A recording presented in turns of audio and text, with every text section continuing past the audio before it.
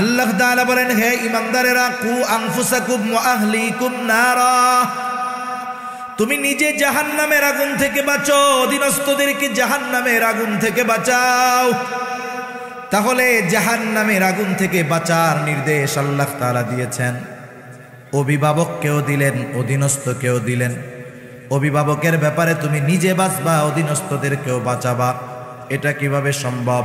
মুফাসসিরিনে কেরাম বলেন, মূল কথা হইল তুমি ঈমান আনার পরে আল্লাহ তাআলার বিধিবিধান মান্য করার মাধ্যমে নিজেকে জাহান্নাম থেকে বাঁচাবা, আর তোমার অধীনস্থদেরকে দ্বীনের উপরে পরিচালিত করার মাধ্যমে জাহান্নাম থেকে বাঁচানোর চেষ্টা করবা।